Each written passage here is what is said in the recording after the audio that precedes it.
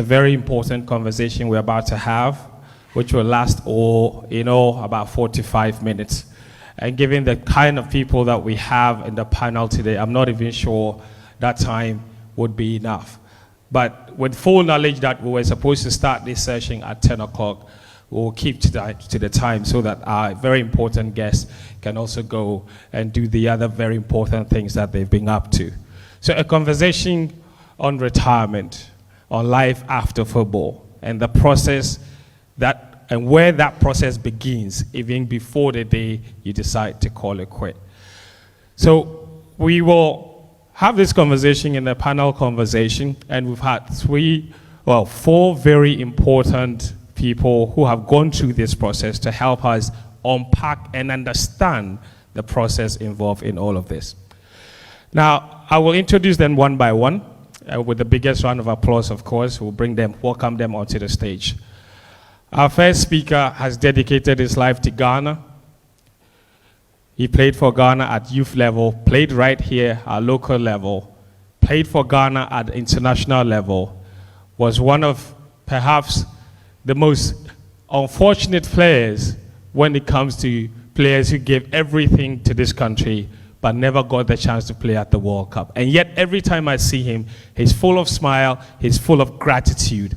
And since retiring from football, he's giving opportunities to other people. More importantly for me, ladies and gentlemen, for all the fufu that he has given me at his restaurant, let's put our hands together for our first speaker, Jerry Akaminko.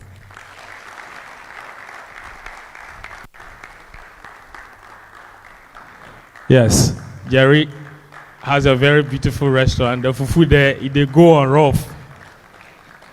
They go on rough. Thank you, Jerry. You can take the seat over there. Thank you very much. Well, our next speaker, okay, you want to swap Jerry's seat? Okay, Jerry, I'll sit now. Thank you very much. Okay, Sicho, he's sharing the seats. Okay, he's sharing the thing like national cake. All right. Our next speaker, of course, this man, just like Jerry, has dedicated his life to Ghana football, played for Ghana under 17, under 20, possibly at every youth level you can imagine. This man has played for the national team at that level. 2 FIFA World Cups under his belt, multiple Africa Cup of Nations under his belt as well, with 47 appearances for the national team. And these days, he's helping nurture the next generation of Black Stars players. With the biggest round of applause, ladies and gentlemen, let's put our hands together for Derek Boateng.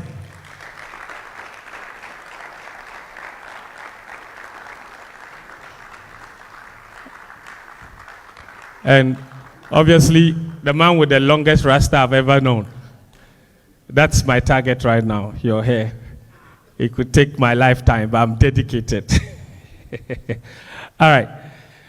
Well, our next speaker, what is not to say about this man? He has Ghana's record number of goals for the national team, Africa's highest goal scorer at the FIFA World Cup. This guy has done it all. With over 100 appearances for the national team, first ever Ghanaian player to score a goal at the FIFA World Cup. He's been to 3 different World Cups. He's got many great goals in his name, including the famous malaria goal, but I don't want to go in there. But our next speaker has dedicated his life, literally, to Ghana football. And even in retirement, he continues to give back. Ladies and gentlemen, with the biggest round of applause, and now running the all regional games, an innovative idea that seeks to bring all 16 regions into one place for competition over 9 sporting disciplines, never been done before. Let's put our hands together for Asamoah Gyan, the baby jet.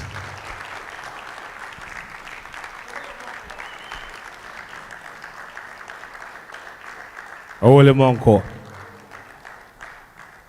Thank you, Baby Jet. Baby Jet is discovering what it's like to be a politician in Ghana. take your seat, going around the whole country. The last time I had him on my show, he said, he confided in me, he said, politicians, they try. Wow. He went to Upper West and came back and slept for 5 days. That is, but it's a great thing to be traversing the country all in honor of what he's trying to do. Last but not least, our next speaker, well, I call him president of all Ghanaian footballers. He's a trailblazer, became the very first expatriate-born Ghanaian to play for the national team, making his debut back in 1991. He went on to play at 2 different Cup of Nations, and ever since retiring, he's dedicated his life to ensuring that fellow professionals have a decent life, even during their careers and after their football. This man is the founder of the Professional Footballers Association of Ghana. He served in many committees at FIFA level and CAF, was Deputy CAF General Secretary, and he was match coordinator at the 2014 FIFA World Cup, the first black official to handle such an important position. Ladies and gentlemen, without much ado, let's put our hands together for my big brother, Anthony Baffoe.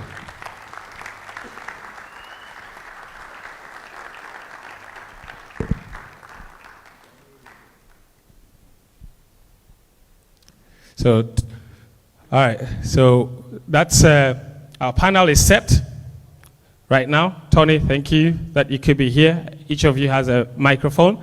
So, like I promised, we'll make this as quick and as snappy as possible. So, we can begin then. I don't need to sit down, I'm a very strong man. I can stand, so I can look at them very well and ask the questions. All right. Tony, I would like to begin with you, obviously, with, here's your microphone. Okay. I think we need, okay, I'll use anyone?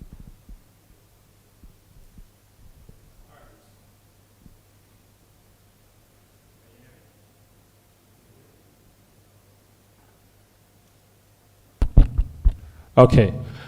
Tony, let's talk about PFAG and all the work that you guys do. For those that are here that do not have an understanding of what the Professional Footballers Association of Ghana is, what are you and what do you do? Well, first of all, good morning to everyone. Assalamu alaikum. It's a great pleasure to be here.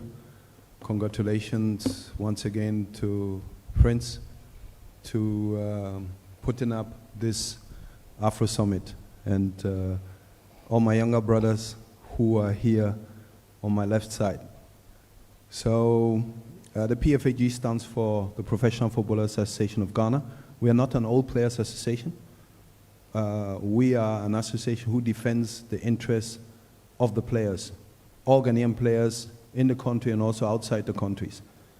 And very, very soon, we will organize a media soiree because I believe that a lot of people, especially those who are also not in the sports world, don't really know all the things we have done, which is very, very important. The cases we have won and how we also represent the players. I founded the union in 2009, but I officially inaugurated it in 2010. That was on the 25th of May, just before the first ever World Cup to be held on African soil. Yeah. All the players who are here, they used to see me in their camp. I used to go around to find out how the players are, how the issues are. And I have to tell you also, in the beginning, nobody believed in it. But you see, I'm Ghanaian, but I'm also German-born. If you tell me that I can't climb a wall, maybe I will not climb it tomorrow. I might not climb it the day after tomorrow. But I'll get closer until I get to the other side. So we have a legal department, we have a player relations department, we also have a president who is Sami Kufo. We have 10 board members who are compiled of current players. There are 2 females in there. and also former players. One of the current players, who's now also a former player, Joseph Tetezuta, is our vice president. Yeah. And a lot of people asked, oh, he's young, he's this, and I said, it's not about us, it's about them. And especially the domestic players. We are fighting for standard contracts. We are fighting for minimum salary wages. We're fighting for players also to have the insurances. Not every club likes us, but they respect us.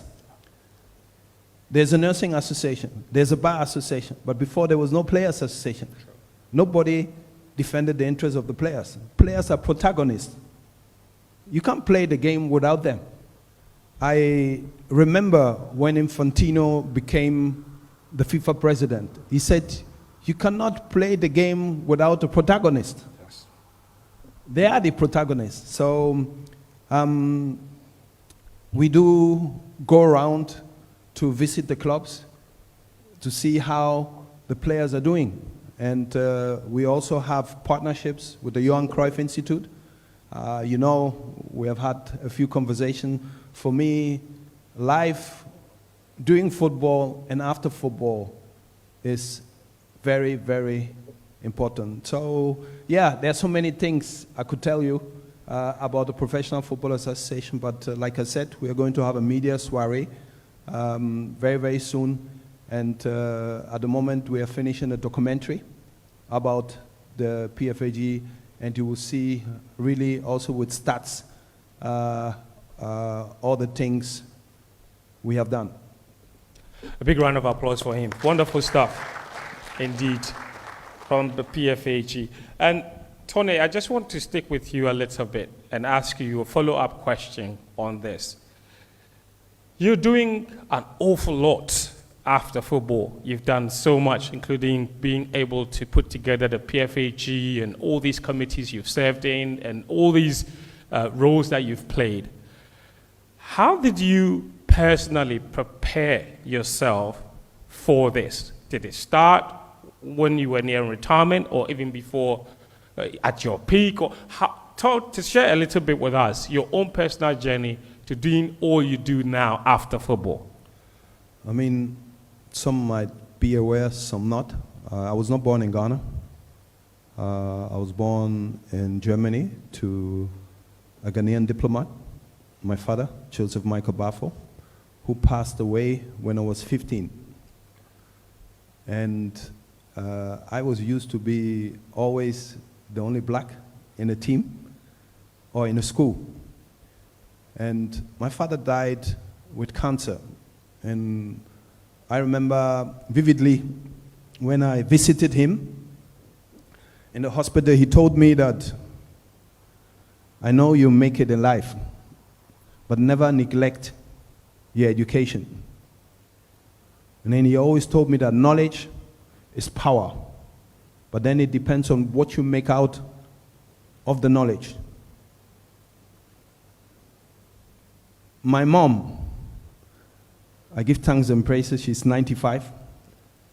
Wow. And she lives with us. She didn't like football. And she was always telling me, you have to go to school. When my father passed, of course, he was the breadwinner. So everybody who has lived in Europe knows that kids who are 6, 7 years old, they take the bus to go to school. Everything is organized. But sometimes I didn't have money to take the bus. But I go into the bus. When the controller comes, I run.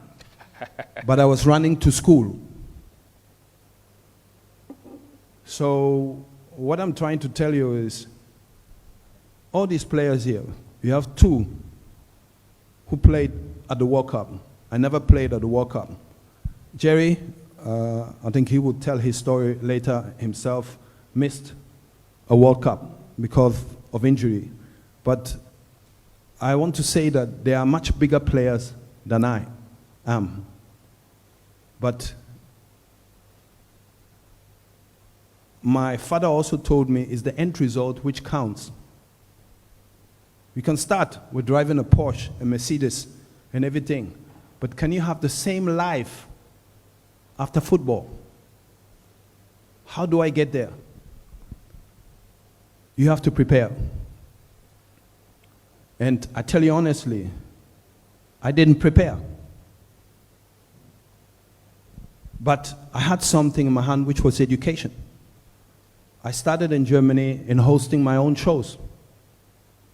I was also one of the first blacks on national TV, since I speak better German than the Germans themselves.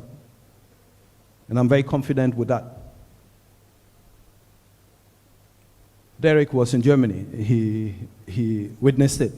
But what I want to try and tell you is, then later on, I took courses. Because when we sign our first contract as a professional footballer, we think it will never end. One very important thing is your surroundings. Your wife, girlfriend. These are normally your backbones. I'm married since 30 years. And I give thanks and praises to that. My wife is my backbone. Before, we used to call our mothers first. But when you get married, when you're in camp, you call your wife, and then you call your mother to get the blessing. But again, when I was hosting various programs on TV, I liked it. But then I was also organizing all the blacks and the foreigners who were there. I was organizing events with them, also with the former players. Then I saw something that I have a good hand for coordination. You just said I was a match coordinator. I was a general coordinator. That is something different. True. Match coordinator is one single match. But I coordinated events at the highest level. So this is different. If I look at the 13th of July, which was 10 years to today, where I coordinated the World Cup finals, Germany against Argentina. And this is something I'm really proud of. Education is the key. You see, nobody was born dumb, but sometimes it's economical circumstances which make you maybe cut, let me say, the career of your academics short. But believe me, if you don't try, you will not know how it is. Sometimes we're scared of the computer. We're scared of this. No. Go, have courage, and learn. But you have to be consistent. In everything you do, you have to be consistent. You know, discipline is something when you are doing something you don't like, but then it becomes a habit on a consistent level. This is very, very important. I took various courses. I did business management, I did sports management, I did event management, and I continue taking leadership courses as well, governance courses. You see, the young players of today, they're very lucky. COVID has done a lot of bad things, has killed people, but has also made us known that you can be here and work and meet your person at the other side of the continent. What I want to tell you is you can study.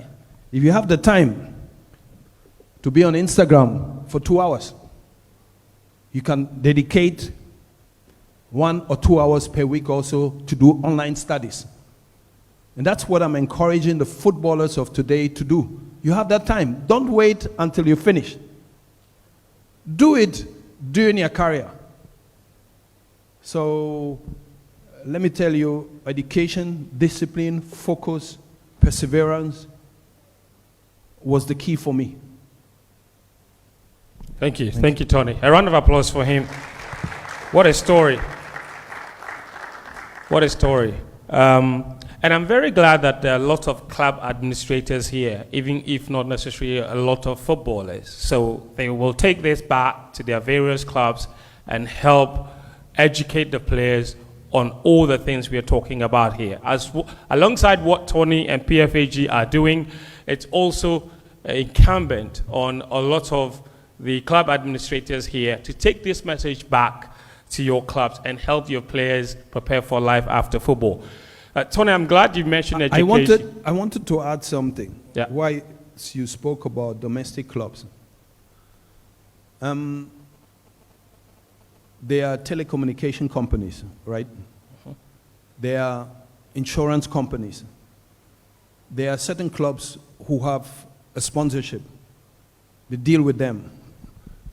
I remember in Germany, you all heard of Baffoe. Baffoe produced a lot of drugs, medicaments. They have a factory. Now they're going even more into science. When I was a young player, I had an offer from Cologne and from Baffoe Leverkusen. They said that you can do your apprenticeship here. So you work from 8 to 1 or 2, and then you can go to training. So there's something we should also introduce here. MTN, telecommunication, Airtel, or whatever. You can tell the players they can do their apprenticeship. So, because here in Ghana, when you play in the local league, you cannot be that rich. Let's call a spade a spade. But they can do an apprenticeship over there, or you can become an insurance broker, or whatever. Yeah. So we should, I think, also encourage them to do things like that, to combine. You don't need to be there full time, but you can have an arrangement that at least 2, 3, 4 hours a day. Yeah. So this is what I wanted to add. Yeah, very important point. Thank you. Very important point. So apprenticeship, internship, attachment, same thing. So if you have a sponsor, you can negotiate for an attachment for one of your players who has an interest in that area. Why not? It's possible. Speaking of education, I want to bring Derek in right now because, I mean, Derek, you work with Right to Dream now, with an academy that combines, I think there's a microphone beside you. Yes. That, yeah. Put it, is it on? Ah, it's on now. Yes, there you go.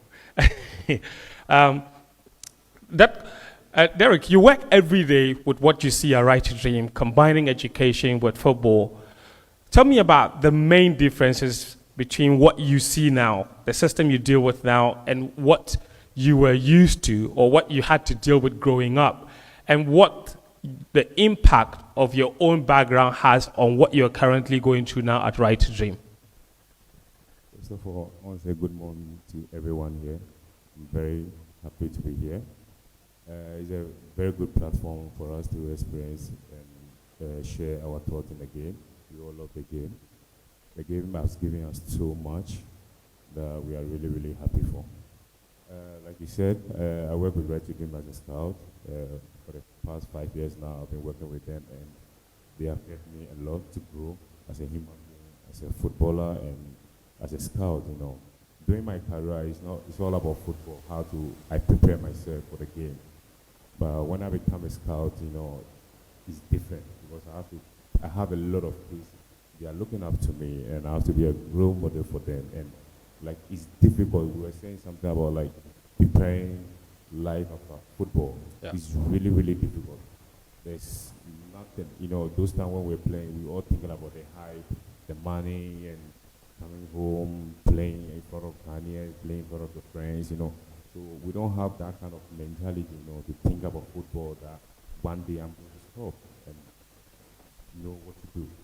It was really, really difficult, and I have a lot of businesses. One of my businesses is hotel, Mediata Hotel, which after my career, 2017, I started working there as an owner.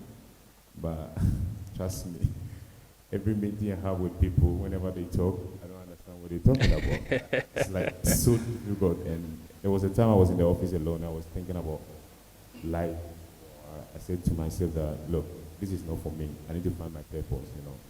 And I would say Right to Dream helped me a lot, you know, to find my purpose, because after my career, life becomes so boring, you know, because I used to be in the bars with friends, coming home, going play matches, being with my friends in the hotel room. After the game, we hang out, but it's no more there anymore. Everyone is doing something else, and you become alone. Yeah. So Tony says something about family. Family is everything to me. I'm married for 21 years. I have 3 kids. Yeah, and I'm really, really happy about that. So life after football is really, really difficult. But I always say thanks to Right to Dream for helping me to find my purpose. And after scouting, we normally do, like, we go kids home, see their families, we let them know what we want to do, our intention for them, and to explain to them what we are all about. And sometimes it's difficult, you know. The most difficult part is my job is like, it's 3 things, like going to the players' home, being in the meeting room with the rest of the scouts and the coaches to decide on the kid. Yeah, that's really, really tough for me, because most of the time I go to the homes and I see where the children are coming from, where they sleep, where the environment they are in is really, really difficult. And it helps me more, you know, to love the job more, because I said to myself that, look, so people are going through what I've been through before. So I grew up with a single mom.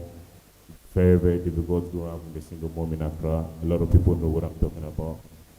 And the area that I grew up in, called Olewoko, is the most toughest place in Accra here. It's not like I'm not proud of where I come from, but in terms of like financially support and how people push you to move forward, it's really, really difficult. So I'm really, really happy for what I'm doing with Right to Dream. And I did an interview with CNN, I think 2 years ago, and they asked me why am I scouting. And I said to them that scouting is everything to me. Football saved my life, and I'm really, really happy for that. Without football, I don't know where I'll be.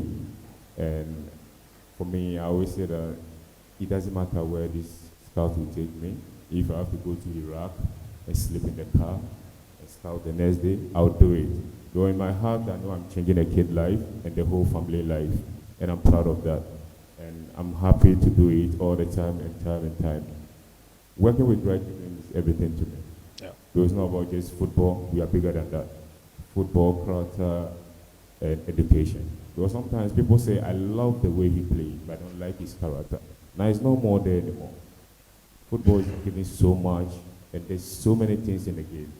So after my career, it's like I have so many things people telling, be a coach, be an owner of the club, open an academy and everything. You understand? But sometimes not every student can be a teacher. You understand? So we need to sit down and figure out what you want to do. So it's really, really difficult after your career to think about what to do. It's tough. You need to sit down well and just think well. And with Right to Dream, I'm so grateful. You understand? I'm so grateful. I learned so many things from these children, and it's amazing for me. Sometimes the stories that I have from the children is amazing. It's amazing. I remember last month I came from the US and I went there in the academy, and I was there. 9-year-old kid, I scouted from Ivory Coast, came to me and told me that the mother was pregnant, but she lost the baby. So I asked him, did you share it with anyone? He said no, but he just wanted me to know. And there's so many stories, you know, that are coming. A 9-year-old kid came to me for that. Because they always look up to us, you know, after the scouting. They know that you find them first, so they always look for you. Whenever situation they are in, they come to you and talk to you about it. So it's something that I really, really love doing, to be there for them. Because during my career, it was difficult, you know, for people to be there for you. And every time, you know, I'm into trouble, you know, I have nowhere to go. I have anyone to run to. I have to face it myself. So I'm used to that. So being in that position right now, I said to myself, I need to be there for them. I have to do everything to protect them. And I'll go extreme miles to protect them, because they are everything to me. Wow. But the tree said that if you will be there, we'll see you there, right? Yeah. So that's what I can say in Right to Dream and what I'm doing with the academy. Thank you, Derek. I'll come back to you to ask you about, you spoke an awful lot about how grateful you are to have found your purpose and Right to Dream. Obviously, that didn't happen by accident. So I'll come back to ask you about how you prepared yourself for that job and how you continue to learn and what you continue to learn to ensure that you are ready for the task that you've been given. I want to go to Baby Jet now. Jerry, I'll come to you shortly. Baby Jet, you're one of the people that was very well noted, even during your playing days, of running a lot of businesses. You have a lot. And like Derek was saying, sometimes when in your playing days, when the money is coming, there is a tendency, like Tony also said, to forget that the money could stop at some point. You could easily forget that. I mean, how do you, as a professional footballer playing and knowing with that mindset that it could all end at some point, how do you even decide, first of all, that, you know what, during my playing days right now, let me start something? And how do you know what the right thing to do is? Because we know people who have lost a lot because they've gone into the wrong business or so. Where did that mindset of business come from, even when you were playing? I teach him that. Yeah, you did. You taught him. First of all, the tradition demands. I would like to greet everybody. Good morning. I'm happy to be part of AfroSport Summit. All protocol observed. So growing up, should I say I was a bully? No. In a nice way. I tried to exchange something with something. For example, maybe during school days, maybe you want a pen from me. I'll say, okay, give me eraser before I will give you. If you're not giving me, I'm not giving you. So it's part of me. It's something that is like a barter trade. So I started these things when I was a kid. And fast forward to the national team. I remember we were looking up to some of our senior players, talking about Samuel Sekufo, Stephen Appiah, all these guys. Honestly, I would say I drew my inspiration from Samuel Sekufo, because I remember those times when we were coming as kids. We sit in the bus, and then all he says is, "Born ye be you, mumpe bibinye." So anytime he says this, it just hits me. I was like, okay, what are we gonna do? Because he was one guy who everybody saw what he was doing when he was in his prime. If Mr. Tony can testify, he is very closer to him. So he's one of the guys who started businesses, because we didn't know footballers doing those kind of things. Today you see him with excavators somewhere. You see a very huge building with offices, and then you ask and they'll say it's for Samuel Sekufo. We learned a lot and we saw a lot from him. And I also said to myself, okay, somebody has paved the way. So, and I wasn't any match, with that mentality. I thought I had to end match before I start doing something. But I got to a time I felt like it was a big mistake, because growing up, of course, this small boy.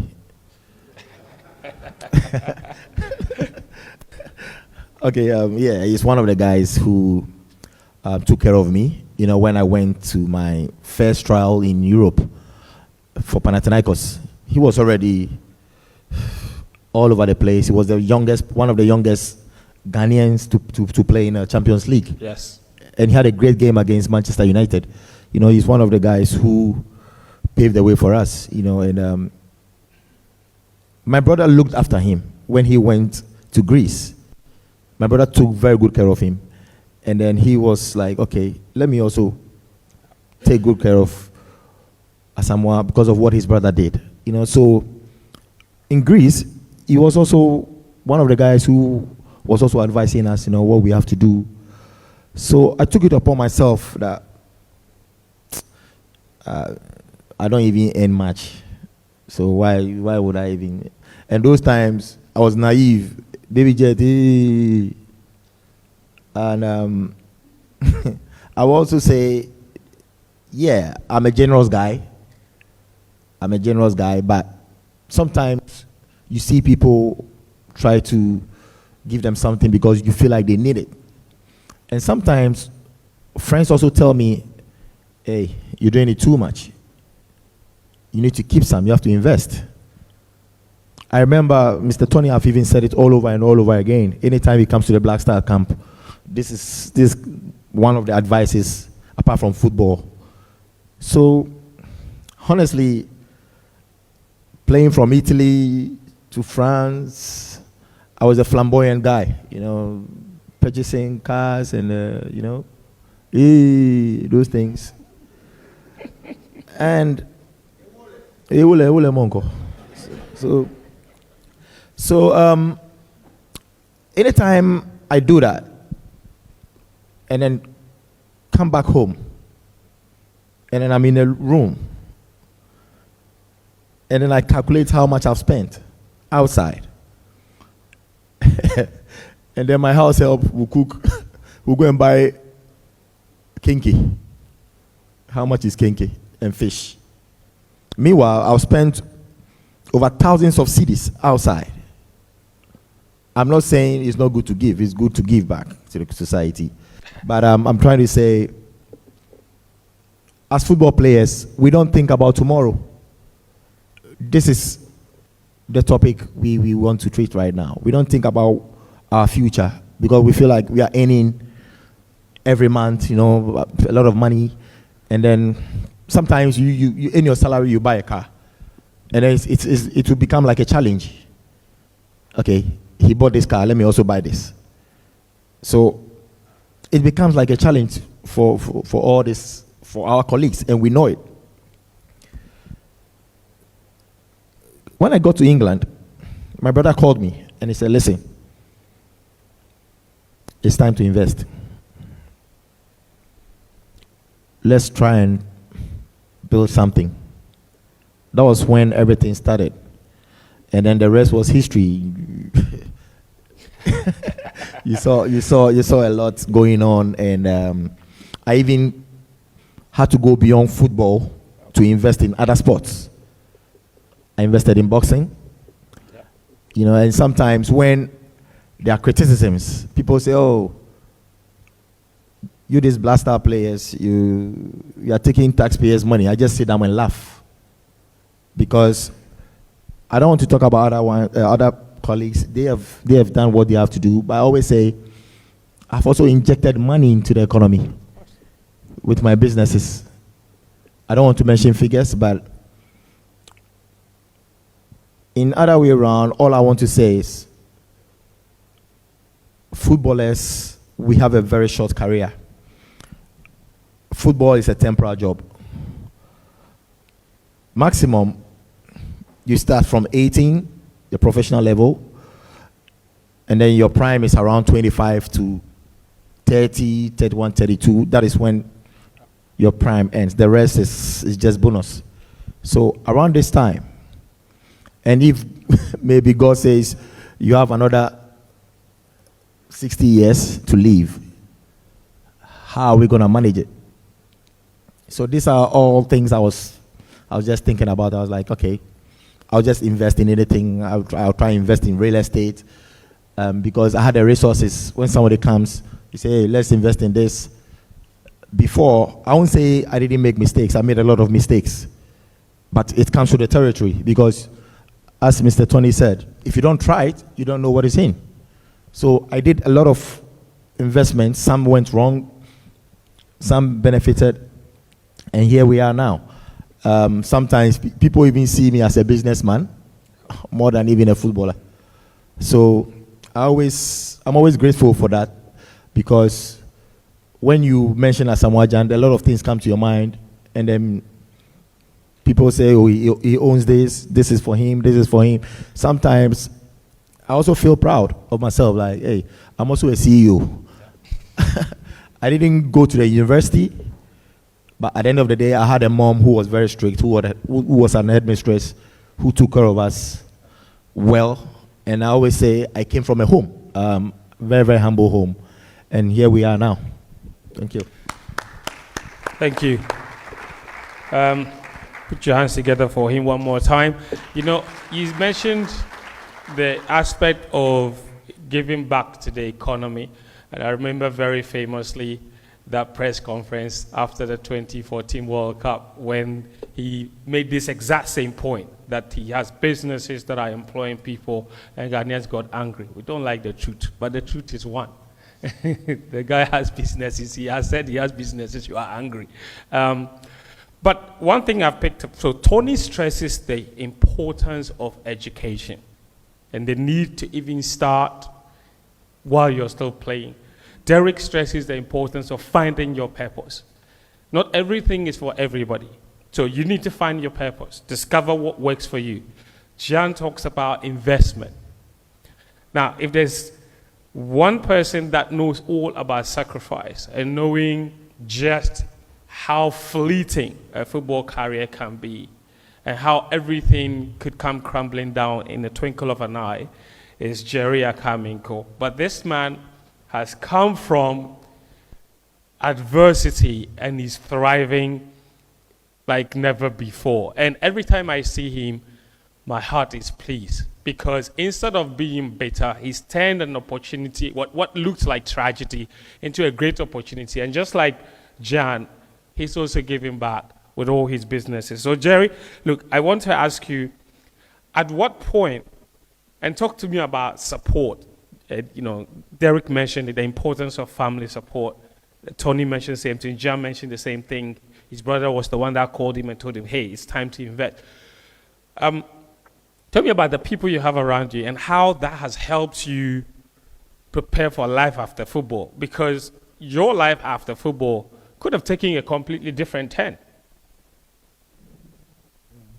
Thank you. Good morning, everyone. I'm grateful to be here.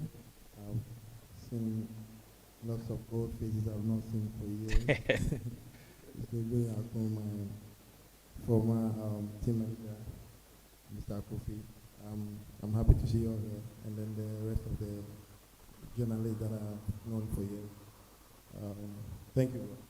I think about the difficult career, in between, sometimes good, sweet, and then I'm coming from a family whereby we've been supportive, because we came from the barracks. We had a father who was a police officer. How much was he earning?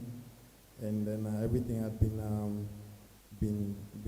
a struggle. I wouldn't say a struggle like in a bad way, but during that time, I think we were happy, even though we didn't have anything, because we had games to play football, and then it was not as today how the system has become so difficult. It was easy to find food to eat around, even though if your father could or your parents could not give you food to eat, definitely a friend or a neighbor could give you. So all these things built me to this point whereby in my career I had difficulty, but then it didn't weigh me down. I still had some kind of confidence to forge ahead. And then, to be honest, I had a good family. My siblings, they've been there throughout my career, supportive. The time that you had to, if you don't pound for food, don't play football and come back, you don't get food to eat. Didn't do that. They washed my clothes, my dirty clothes, and then my father was supportive. My first football shoes he bought for me, motivated me. For wearing football shoes for the first time, I felt like, wow. Yeah, okay, you can take that.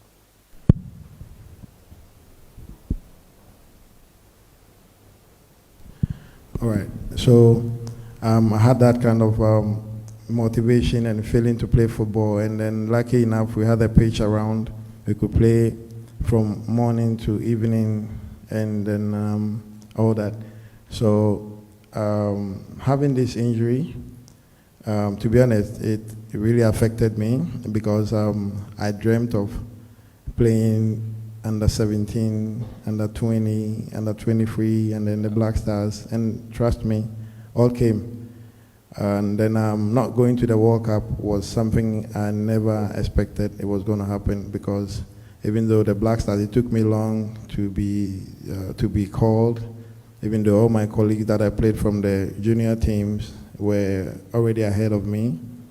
But then when the time came, God shifted things, and then obviously I finally got the call up, and then my first appearance in Kumasi against Lesotho, I think I scored the 7th goal, and then, you know, it was like a dream come true. But not going to the World Cup was something I didn't expect, but then everything is God doing. But then when it happened, family has been around, and friends, good friends and good people have been around. And when it comes to family, about the investment thing you spoke about, my sister has been a key person, and we also knew her qualities of cooking and never felt lazy in cooking and all that. Could have friends come in, and then within a short time she would do something. And then, so when things, you know, were going up, we said one day we'll open a restaurant for you, and we could laugh about it, you know. So when the injury came, we did some few investments about cars and garages, but those things are one of those things that we could say is not everything that you invest in, as Baby was saying, but we always have chance ahead to redeem certain things, because we not who we used to be years back when we didn't have anything. Yeah. Thank God we have things that are capital that can be, you know, sold to, you know, turn around and then do something that can help. But doing wrong investment or doing certain things that are not required to do at certain point only gives you knowledge, because God gives you another opportunity to do certain things. So I think family have been there, and then thank God whatever we have now, they've been there around to, you know, advise me to do the right things. That's why I've got into this place. Thank you very much. I mean that's a wonderful story, and you know, if you've heard about the restaurant Dimensa, if you literally go there, you chop for everything to finish, and I've been one of the. Chop for free. They have very nice tuzafi. I was very surprised that they make tuzafi there. After the summit, we have to. You have to go there, yes. After the, yes, thank you. It's on Jerry. Thank you. Fufu for everybody, please.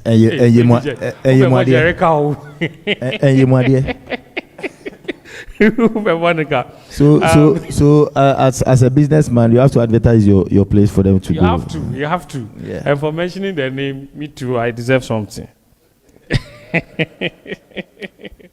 All right. Let me take one round of questions again. And then I know that you guys have very busy schedules. So, Tony, I'll come back to you about the transformation that players go through between when they're playing actively and when they retire. You spoke about all the things they can do during that process up to the point when they retire. Speak to me about the handling the psychological aspect of not actively playing again. I think Derek touched on it, that he became very bored when he stopped playing. He didn't know what to do with his time. How do you do that transformation and make sure that even after you hang up your boots, you don't find yourself idling about and then find yourself into other things that you're not supposed to? How do you ensure a certain consistency in your daily routine? You see, one thing which is very important is you're doing a reality check. And for me, my life has always been very simple, but I always paid attention to details, which equals quality. What I'm trying to tell you is if I have size 45, I don't wear size 47. And I am not in competition with anyone. Today, I still do a lot of sports. I take good care of my health. which is also very important. It can affect you psychologically. If you are maybe bitter over something and you're not healthy too, these are already two things which don't work.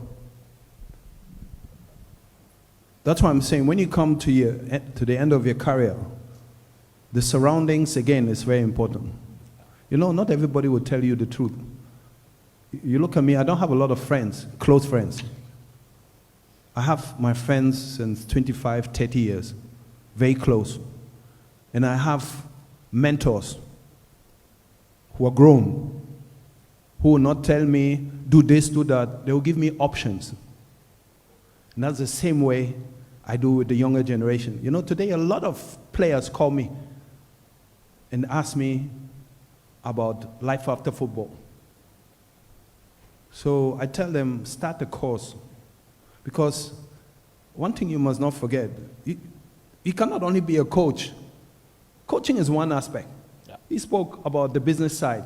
Derek has a business, but he said there's nothing for him. Yes. But he tried. He looked at it. So he shifted. And talking about him even, when you're a scout, sometimes you sleep at very modest places. You go to the rural areas. For him to really say, no, this is what I want to do, is fantastic. So, once again, it's very important to do a reality check and keep people around you. I don't think it's difficult to get advice from successful business people. Asamoah Gyan mentioned Sammy Kufo. You all know that Sammy knows Despite and Specialized. Yes. They love football. What does it take you as a player to knock on their door? He says, sir, I want to invest in this and this. Or somebody like, what's his name? Ibrahim Mahama, for instance. They don't need no money from you, but they love football. There's Sir Jonah, for instance, people who were all in football. I don't think it will cost you anything. Me, what I will never do is when a young person comes to me, a young player comes to me, and he has money, he said, I want to invest it in a business, can you help me? I said, no, I'm not an expert. Because when it goes wrong, they will say, it was you. Once again, I don't do things which whom or what I cannot identify myself. I'm calm, very grounded, but very outspoken at the same time. But I don't make a lot of noise. But when you come to me, what you see is what you get. So, I'm saying this for the third time. You have to make a reality check. And when you have close friends, they will tell you the truth. I say, Chale, you are slow. You can't move anymore. One more year, it will be tough. But it's not easy to make that decision because you love it. And then people ask me, what are you missing? Or what did you miss? Then I told them, the atmosphere, being in a dressing room, and the smell of the grass. And you see, when I was a general coordinator, I could go into a dressing room. I was at the stadium, the smell, I had the atmosphere. And don't forget, 2006, I was the team coordinator. I got very close to all of them. This is how they all became my brothers. And they knew me. 9 o'clock is 9 o'clock. It's not 9-1 or 9-2. This is my German side. So reality check is very important. And when you have size 42, you don't wear size 45. Thank you. Very important. Thank you. I remember the World Cup 2014. Yeah. When we had come to play against Australia. I saw him wearing his suit and the FIFA badge. 2010 in South Africa, wearing his suit And you know, his suit looked very good on him, you know, Yeah. because of his height. and He's everything. tall, yeah. Yeah. Tony it was- Joe fans. He was wearing the suit, and we were coming from the tunnel, and he has the paper badge on him, and the earpiece from Yeah. people or something, like FBI or something like that. That's right. So I saw him, thought he's my man, you know, he's my senior man, you know. I call him most of the time to share ideas, you know. And I'm trying to go to him, this man didn't talk to me. No favors here. Yeah, he was so serious, you know, telling us this is our dressing room, we should go. And I said, hey, Tony, what? You don't know me again. Yeah, after the game, then he called me, he started talking. I said, what's wrong with you? So, yeah, that's what I want to say about it. And to add to what Derek said, Mr. Tony is is somebody who is very focused. No matter what, very serious in his job. He can see you now, talk to you, laugh, and then when he starts work with the suit and everything, he will not he will not even shake you. And then after his work, what I like about him, after his work, he comes to the dressing room, and then he comes to congratulate everybody. That is him right there. That's right. It's something I've learned about him. People see me as the funny type, the jammer type and everything, but I don't joke with my work. That's right. When it comes to work, I'm a different animal. So I Work learned is that work. from him. Fun is fun. Yeah. You know, that's why I call Tony the president of the footballers. Everybody has a very interesting story about him and his seriousness and all of that. Tony, before I go to the other guys, are there some programs or initiatives that you have at PFG that the club administrators here, the footballers that you deal with, can take advantage of to help them prepare for life after football? What kind of support are you offering them? No, like I said, we have an agreement with the Johan Cruyff Institute Okay. and also with different universities. Okay. And I mentioned earlier, you can study sports management, the business of football, data analysis, strategic management. There are a lot of things. We also offer out-of-contract training for the players. Okay. And it's under Faisal Chipsa, who's also a FIFA colleague.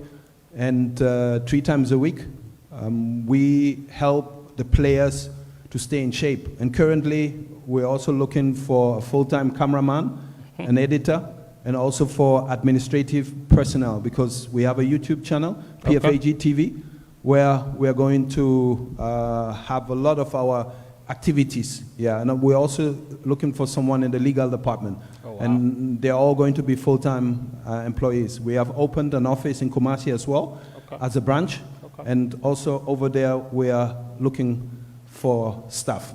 Yes. Ladies and gentlemen, PFAG is hiring.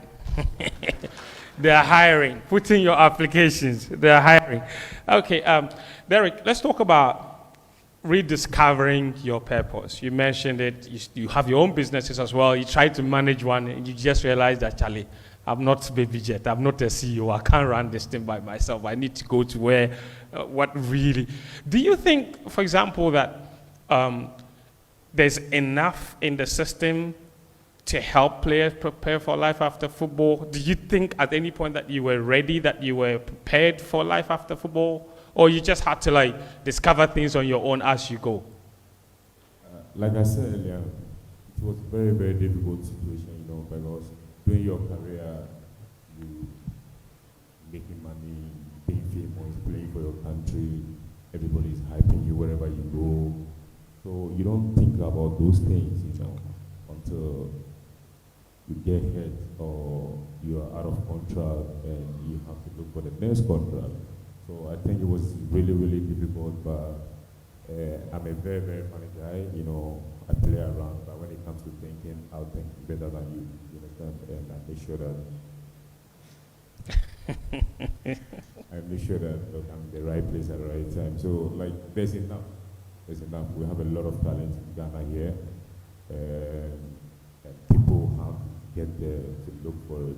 Tony said something earlier on that I remember the first time I told Tom, who is being my boss right now, he's the founder of Right to Live Football Academy. I really, really give thanks to him. I remember the when he met me in 2017, after my career, and I was at AfroSport Summit watching a blaster match, and he asked me, what am I doing? And I said to him, nah, I just retire and enjoying life, you know. Then he said to me that when I think about what I want to do, I should give him a call. Wow. And I called him after 2 years and told him that, look, I want to be a scout. What he told me is that he said, scout doesn't sleep in good hotels. They don't have luxury life. And I said to him, I know, but I still want to do it. So I remember my first scouting at Rico's, and we go to the airport, and I saw Radisson Hotel close to the airport. So I was trying to go and check it. Our colleague told me, his name is Jeremy, he told me, no, you're not sleeping yet. We went to a, no good hotel, but he prepared me, he makes me who I am today and understand life, how life's supposed to be, because I'm on this side, I have to adjust to it, because it's not about me, it's about the kids, it's about the children that I'm going out there to scout, it's all about them, not about me. My time is over now. Now is the time that I have to invest to them. So this is how I look at it, and started scouting. And being on the road, I really, really love it. I really, really love it, because I see a lot of things that, look, I've been through before, and which, when I started playing, I went to Europe making money and being famous, I thought everything's fine for everyone. But I take care of myself, and I take care of my family and friends, until I started scouting with Right to Dream and being on the road. There's so many things I see on the road, it's really, really sad. Some of the time I go to the children's home, see where they sleep, where they are coming from, the food they eat, it's really, really, really sad. I remember last year I scouted a kid from Sunyani, and I brought him to the academy. He's 13 years old. So during the trials, he wasn't performing well. So we have to be in the meeting room after the scouting and sit with the rest of that's the most difficult part in my job. Sitting with the rest of the scouts and the coaches. Fighting for a kid that they don't fight for. Yeah. And being alone, fight for that kid was so difficult. And so that kid didn't make it. He didn't make it to the Right to Dream Football Academy, and he's supposed to go home. What he told me that he said that in my house I don't eat 3 times a day. Wow. I became sad, and it was really, really hard for me. So many things I see on the road keeps me going, gives me more motivation, and go out there and know that, look, I'll find somebody that can change his life, not just him, but the whole family. So there's a lot of talent here that we have to pay attention. And for me, being scouting, I'm really, really happy doing it. And in your day right now, scouting, you've also had to learn a lot of new things, because obviously right now, to find a player for Right to Dream, it's not just about watching a player and being talented. You learn a lot, software and all these things that you spoke about, fighting for the 13-year-old justification. It's not just word of mouth, emotion. You have to use so many things, right? What are some of the things that you've had to learn in order to succeed at this job? Yeah, with Right to Dream, we believe in the grassroots.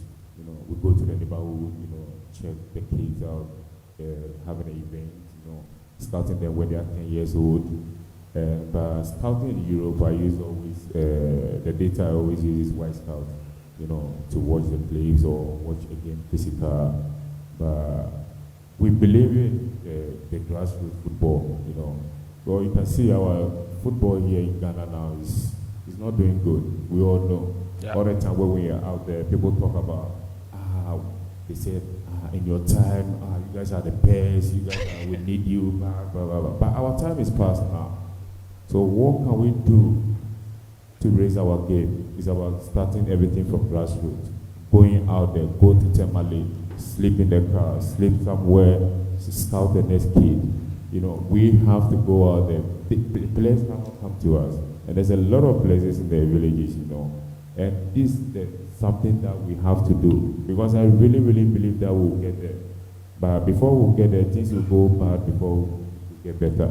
And we have to put on the work. So what Right to Dream is doing is, like, right now, we have about 7 to 8 players in the Black Stars right now. Yep. Even the coach is from Right to Dream, Otoado. He Yep. was in the Right to Yep. Dream. So Right to Dream is doing a lot for the country, and we keep on doing it. And for me to be part of it, I'm so happy. I've been working there for 5 years now. We have the main branch in Asamoah here. We have another branch in Denmark. We have another one in Egypt, and now in the USA. So I'll be scouting globally now. So all the time I'm busy going up and down scouting, which I really, really love. Because I know in my heart I'm doing something good. I don't need to be in the church before I'm doing God's work. You know? Yep. What I'm doing is God's work. I'm really, really happy for it. So Right to Dream is producing a lot, and thanks to Tom Vernon, who is the founder, and he helps us a lot, pushes us, you know. Michael Eason, working with Right to Dream, Light Instinct was there as well. So I think what Right to Dream is doing a really, really a great job, and we are happy to support that. Big round of applause for Derek and all the great work he's doing at Right to Dream. Baby Jet, there's no better person to ask this question. Mental health. You've been to, well, I don't need to say it. I don't think there's a player in the history of Ghana that has been abused more than this man.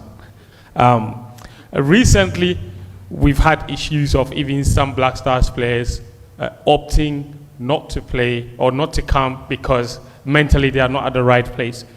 It also has an impact on confidence. And so we've seen a lot of other players retire and have just kept away from the public limelight, even if maybe there are opportunities in the public limelight. They've stayed away because of all this fear about, you know, backlash and what have you.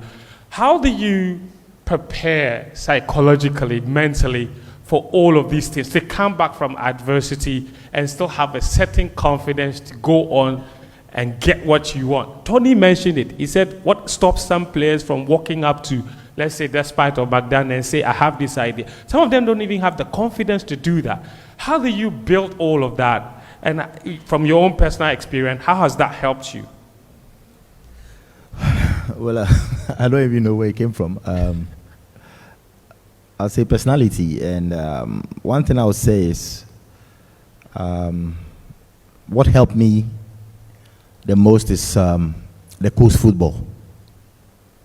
That's the grassroots Derek was talking about, grassroots football. I remember during our coast time, you know, the field, the fans are very closer to the field. Yeah. You know, they are surrounded by the field. So somebody can insult you, and then you hear the person, like you see the person. A fan can even come to the field, pull you out, spark you, and then push you in. So growing up, I saw all these things. And I also have that personality, and I'm also confident in myself. I grew up having all these qualities as a striker, and I always count myself as one of the luckiest guys to have that attribute, you know, when it comes to the striking development, striking department. You know, I don't see my weakness when it comes to the striking ability. So anytime I make a mistake, and then of course the bashing and everything, sometimes I always have fun with it. Where I normally take it personal is when the abuse becomes personal, right, but not like not criticism, like the facts, like criticism, like a, you know, factual criticism. Factual criticisms. That is when I get a bit offended, and I feel like I'm just doing this for the country. I'm doing this for myself, and thirdly, I'm human. So if you can't criticize me with facts, and then you go beyond that, then it's personal. Yeah. Maybe you don't like me personally. Maybe I've stolen you or something, or I don't even know. So that is where I always take offense. But talking about mental health, very, very true. It's very, very true. I think not even the footballers or those up there. I think everybody has mental health. it comes with the society you are in. Sometimes what I always advise myself is I put myself in this situation. Talking about a striker, imagine I play 10 games and I score 1. There won't be more expectation on me, like when Ghana is going to play. But it got to a time I was very consistent, scoring a goal after each 2 games. You know, I became very, very consistent in goal scoring. So I put myself in that position for Ghanaians to trust me in a way. So whenever things go wrong, they feel like you are the only guy to deliver. So everybody will be on you. And that day, I'll be the worst player in the world. But when I turn things around, I become the best player. So I was like, okay, it's the same people who are doing that. So football is passion. People are very passionate. People have paid money to come watch you. So they have the right. You know, sometimes they go beyond. But at the end of the day, they are trying to tell you something. Before, I didn't understand it. That was in 2008, AFCON. Yeah. I always say that was the moment like this criticism hit me, because I was hugely criticized in a game that we won. That was the first time I felt like that. Like mentally, I was down. So I kept on growing up. I was like, oh, okay, let me go to the street way. So I said to myself, okay, if you say this to me, I will say this to you. It's like we are challenging ourselves, because I know if I don't score today, I'm going to score tomorrow. Yeah. So when you say something to me, I always try to tell you back, because I have confidence in myself that I'm going to prove myself. So mental health is real. Talking about 2010 World Cup, we all saw what happened. And you could sit in the room and then you feel like, okay, the whole of Africa is on you, one person. How are you going to deal with that? And that is where the family comes in. Right. That is where the family comes in. So I felt like, okay, I'm alone. It's only my family who is there for me. Yeah. You know, when I pass here, somebody can even send you a message, like what they are saying, for you to read. So I came to a time, I told my friends, listen, when you see anything negative about me, don't even send it to me. I don't need it. When it's positive, send it to me, because I want that positive energy. So it's part of training. Sometimes it's very difficult. It's how to psych yourself when you are alone. And that thing works. People say, when you wake up in the morning, just look through the mirror, speak to yourself. It works. I always look through the mirror when there's criticisms, and I'll say, hey, apart from God, you did this to yourself. That's right. You put yourself in this position.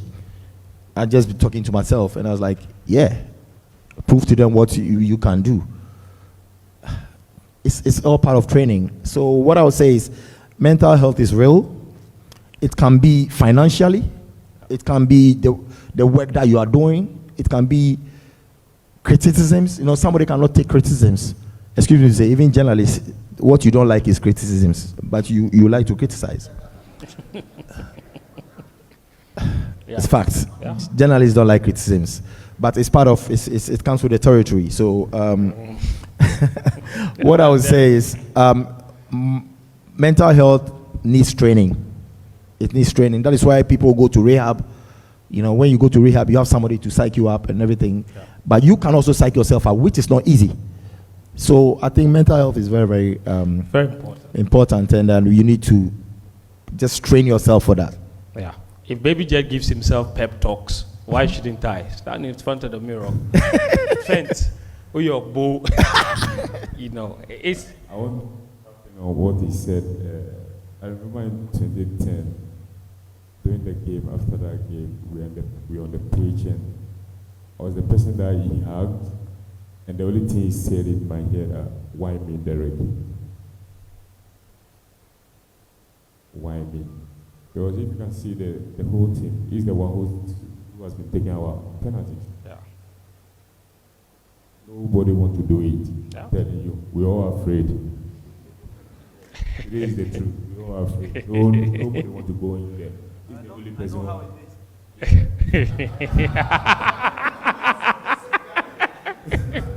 He's the only person who has that confidence to go. And we play against Serbia. He scored the penalty, the first penalty. We play against another team. He scored. Australia. Why not? Yeah. This is what he's born to do. Yeah.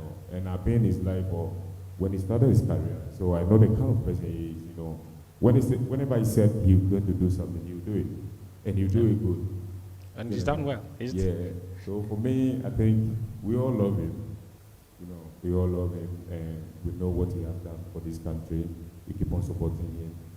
No matter what happens. Because we know that he has been there. He's not a guy who normally talks a lot. Anytime you call him, he'll come there for you. He'll come for you. It doesn't matter. Any 2 a.m., 3 a.m., he'll pick your call and come wherever you are. So for me, he's our legend. We love him to death. Yeah. I mean, you couldn't have put it any better. I think my only problem with Asamoah is that he has a problem mentioning the name of my hometown. It's okay. It's okay. Baby J, don't put on the microphone. True. What Tumu. Tumu. There's no R anyway. It's okay. Tumu. There's no R. I thought it was true.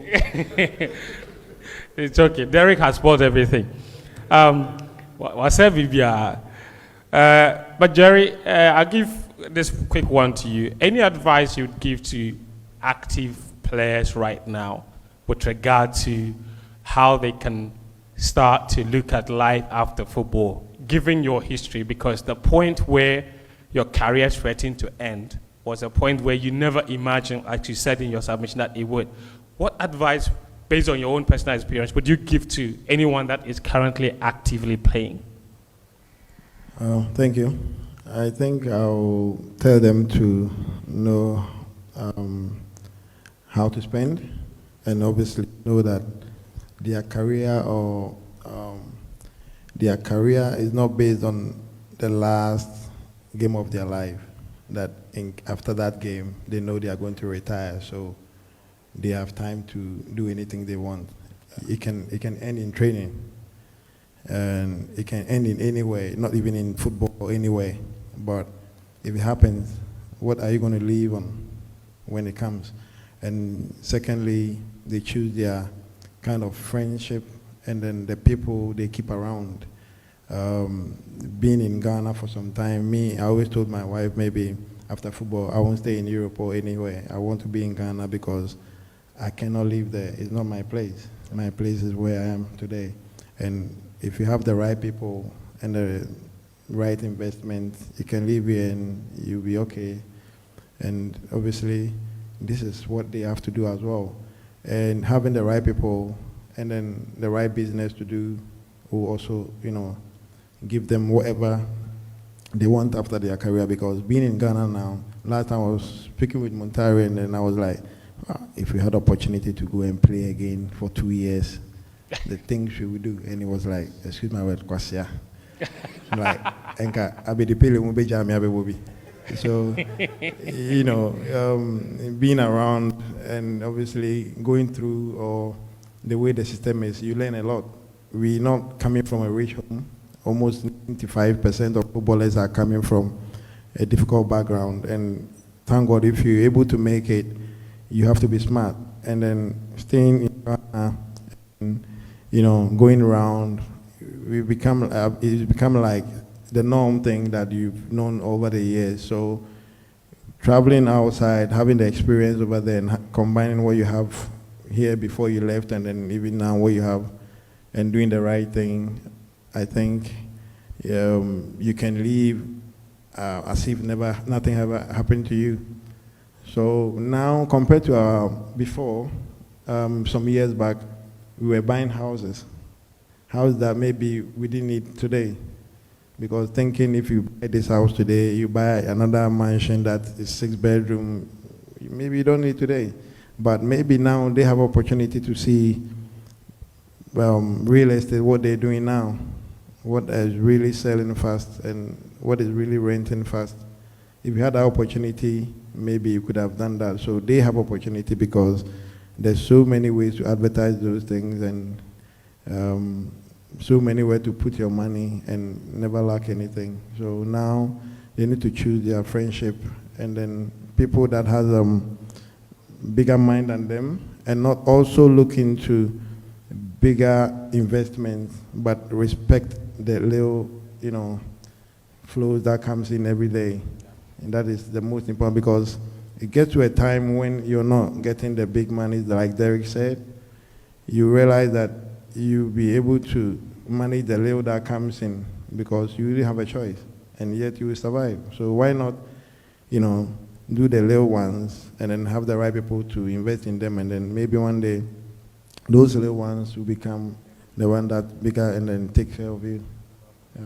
Thank you.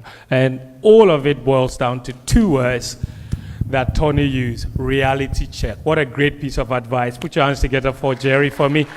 And an even bigger round of applause for our legends here tonight. As much as we want to keep the conversation going, there are other sessions that have to happen, but I'm very glad Tony said that they're working on a documentary and they will work on a media soiree as well that will help publicize all of the work that PFAG are doing and amplify a lot of these other issues that are confronting footballers, active or retired. So once again, we want to say a very thank you to you, Asamoah, Derek, Jerry, and Tony. We appreciate your time here. Tony, yes, quick word. Just a quick one. You were in the media space for a very long time, same as you. I'm saying that in front of my younger colleagues. What we also want to do more is to go around to universities, to schools, to share our story. I was at Asheshi 2 days ago, and we want to give back to the young ones. And so you are out there, contact me if there's an event like that. I saw Dede Ayu, he spoke very, very well at the event of the University of Ghana, and I think we should do this more. Yeah. Baby Jet is next. But I tried to take you to Lagos. You are a busy man. No, I've instructed him, don't worry. Thank you. Brother, I want to champion about what Jerry said earlier on. Yes. Like, thinking life after football is really, really important. Jerry is one of the players that is unlucky, if I would say that. Yeah. They were doing the 2014 World Cup. He was the key player in the team. Yes. The player who was playing all the friendly matches. So he's the player who is going to play in the tournament. We all know. Yep. But only one game against Holland, 90 minutes, right? 95th minute or something like that. He wasn't even tackling. He was in the form of his life. Yes. During that time, friendly matches, everybody goes out, the changes, but he will be the one to be left in the team. And always, it's nature. Sometimes we do blame ourselves. When it happened, we're like, but it's life. But honestly, I'm happy to see him for what he's doing with his life.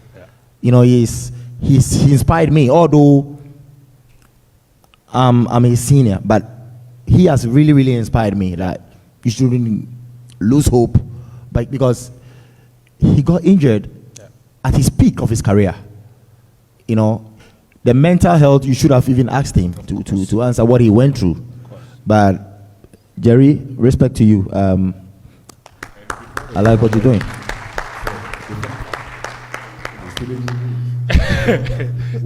Sicho is sucking you people. Derek, Sakas, Jerry, and Tony. Ladies and gentlemen, give it up for the panel. Brilliant stuff. Loved it. No, before you go, we'll take a picture of the panel. So please, there's the camera guy. Please, yes. Mr. Moderator, please stay in the middle. Yeah, thank you. But all regional games will be held in October, so everybody should go register. We're doing something beyond football. We're improving sports in Ghana. 9 sports disciplines. It hasn't happened in Ghana before. So all regional games, keep supporting us, and we take Ghana to the top level. All right, let me just squeeze myself somewhere.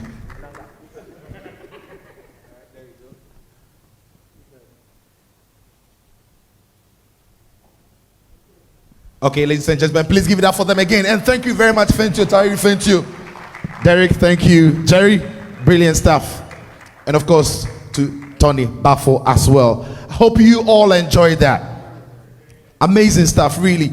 Life after sports, it's crucial. How you prepare, how you psych yourself, the people you talk to, the people you meet, how you set yourself up for that moment.